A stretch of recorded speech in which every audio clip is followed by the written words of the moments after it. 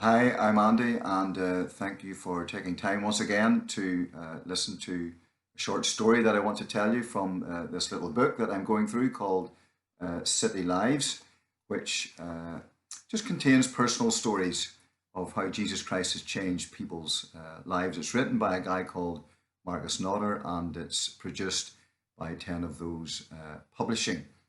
Well, now today I'd like to speak to you about a Christian lady called Yvonne Edwards, who works as a personal assistant to directors who work in the world of finance.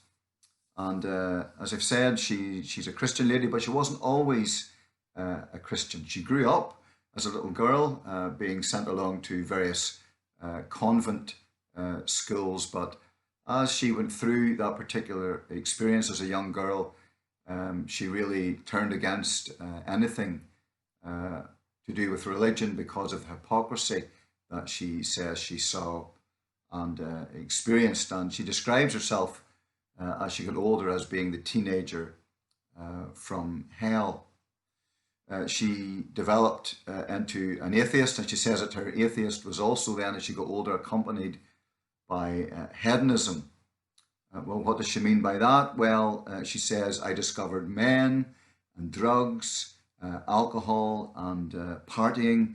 I loved everything that had don't written on it.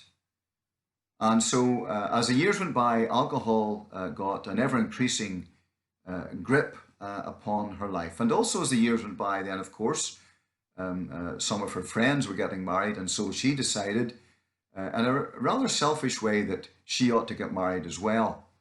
And she met someone and just decided this is the man I'd like to marry, and so they did. Thankfully, he was a very decent guy, and he was a very hard worker, and he was very successful in his area of life. And so they began married life together. They had a family, and they really had a very nice life together. But Yvonne would say that her drinking, as the years went by, began to take on mammoth proportions. Eventually, her family advised her to see a doctor. She saw the doctor.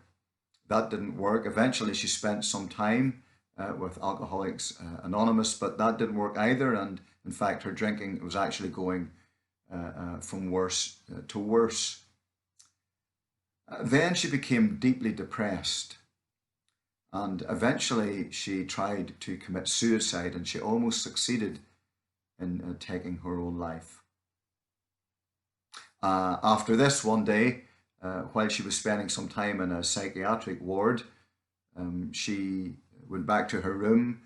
She opened up a drawer in her bedside table as she was hoping just to find a magazine to read, but she actually came across Gideon's Bible, and she happened to open it at Luke chapter 7 and began to read a story, a very well known story, of a sinful woman, a woman who'd been a prostitute but who had come to know and love Jesus Christ and experience the forgiveness that he had given to her.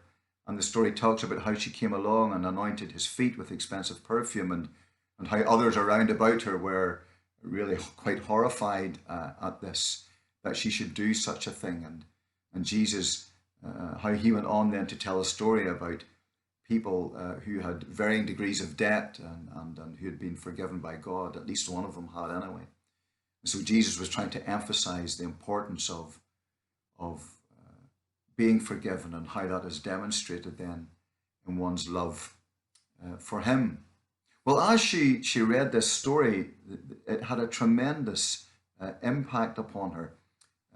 Allow me to read just what she says herself at this time in her life.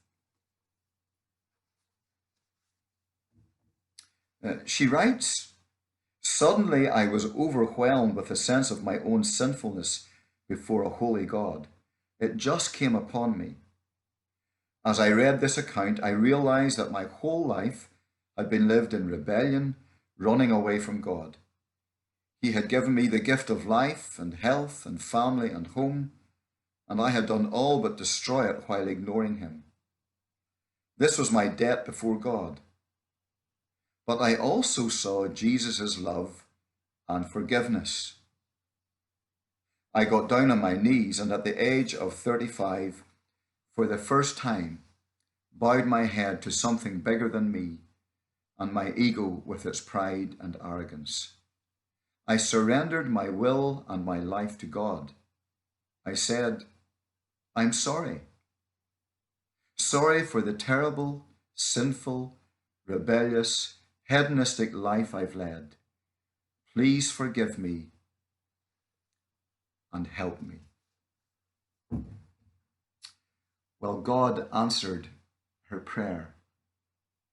And that weekend, a new life began for Yvonne as she started to follow Jesus. And 20 years on, she is still following Jesus. And she is still free from her addiction to alcohol. Why? Well, because you see, in his great love and in his tremendous power, Jesus changes lives. He forgives and he sets people free. And Yvonne Edwards is living proof of that. So, can I ask you, what does your life speak of? Does your life speak of being changed by Jesus Christ?